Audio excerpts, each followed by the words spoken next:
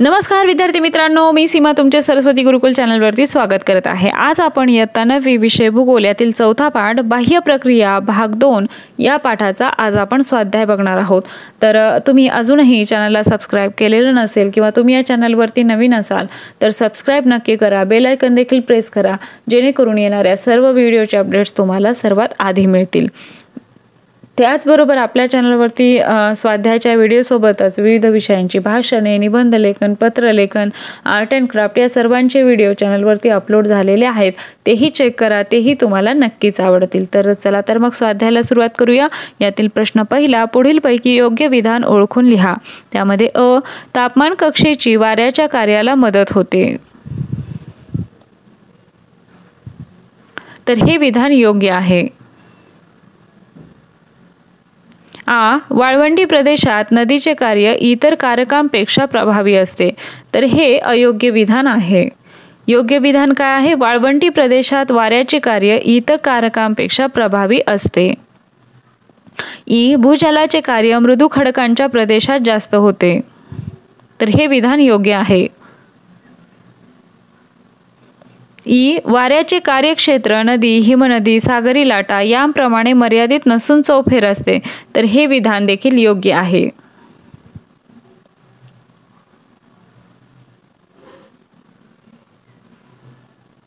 प्रश्न दुसरा, पुढीलपैकी अयोग्य विधाने ओळखून दुरुस्त करून लिहा। त्यामध्ये अ, हिमनदीच्या पृष्ठभागावरील बर्फ तळभागावरील बर्फापेक्षा जास्त गतीने पुढे जात असतो। तर हे अयोग्य विधान आहे। तर योग्य विधान आहे, तळभागावरील बर्फ पृष्ठभागावरील बर्फापेक्षा जास्त गतीने पुढे जात असतो। आ, मंद उतार, मंदावलेली गती व वाहून आणलेला गाळ यामुळे नदीचे संचयन कार्य घडून येते। तर हे विधान योग्य आहे। ई, नदी हिमनदीपेक्षा जास्त वेगाने वाहते। तर हे विधान योग्य आहे। ई, हिमनदीची गती मध्यभागी कमी तर दोन्ही काठांवर जास्त असते। तर हे अयोग्य विधान आहे। मग योग्य विधान पाहूया। हिमनदीची गती मध्यभागी जास्त व दोन्ही काठांवर कमी असते।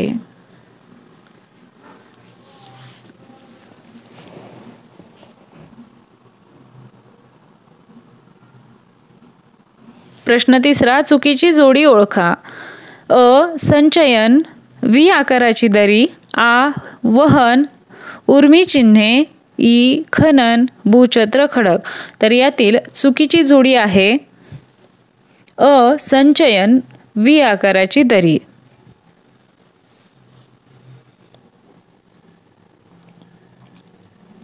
प्रश्न चौथा, खालील आकृत्यांमधील भूरूपे कोणती ते लिहा। या ठिकाणी आपल्याला या आकृत्या दिलेल्या आहेत। तर पहिल्या चित्रातील आहे व्ही आकाराची दरी, दुसऱ्या चित्रात आहे घळई आणि तिसऱ्या चित्रात आहे त्रिभुज प्रदेश।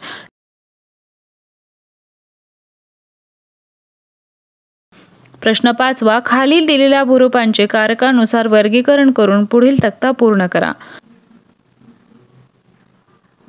तर या तक्त्यात या सर्व गोष्टी आपण भरून घेऊया। नदी, धबधबा, त्रिभुज प्रदेश, कुंभगर्ता, वारा, बारखान, भूछत्र खडक, हिमनदी, हिमगव्हार, गिरीशृंख, हिमोड, सागरी लाटा, पुळण, खाजण, भूजल, विलय विवर, लवणस्तंभ।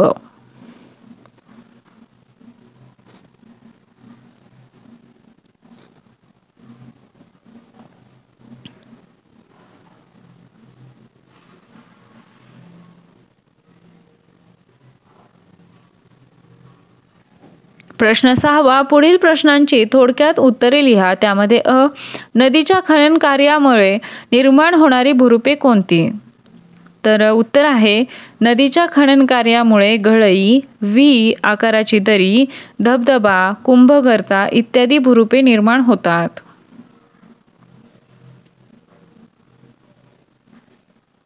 आ, लवणस्तंभाची निर्मिती कोणत्या कारकामुळे होते व कोठे होते? उत्तर आहे 1. लवणस्तंभाची निर्मिती भूजल या कारकामुळे होते. 2. भूजलाचे बाष्पीभवन झाल्यास किंवा भूजलाच्या द्रावण क्षमतेपेक्षा जास्त प्रमाणात विद्राव्य खनिजांचा पुरवठा झाल्यास त्यातील विरघळलेल्या स्थितीतील खनिजांचे संचयन होते. 3. अशा प्रकारे चुनखडीच्या प्रदेशात अधोमुख व ऊर्ध्वमुख लवणस्तंभाची निर्मिती होते.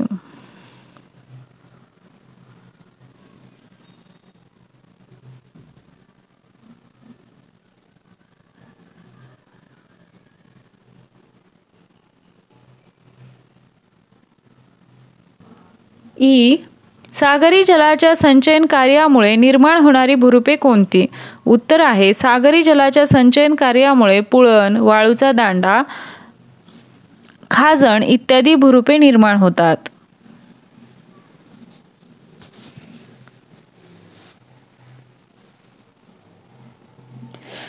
हिमोडाचे प्रकार कोणते? उत्तर आहे 1. हिमनदी वाहताना आपल्याबरोबर गाळ वाहून आणते, या गाळास हिमोड म्हणतात. 2. संचयनाच्या स्थानानुसार हिमोडाचे भूहिमोड, पार्श्वहिमोड, मध्यहिमोड व अंत्यहिमोड असे 4 प्रकार होतात.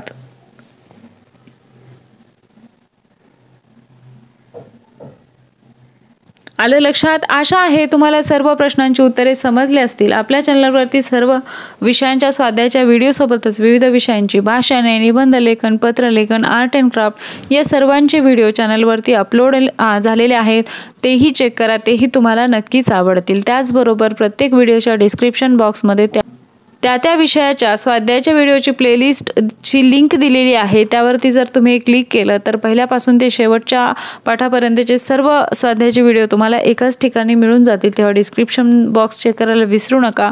हा व्हिडिओ तुम्हाला कसा वाटला ते कमेंट करून नक्की सांगा. व्हिडिओ आवडला असेल तर व्हिडिओला लाईक करा, तुमच्या मित्रांना हा व्हिडिओ शेअर करा आणि सर्वात महत्त्वाचं म्हणजे चॅनलला सबस्क्राईब करा. भेटूया अशाच एका नवीन व्हिडिओमध्ये. तोपर्यंत धन्यवाद.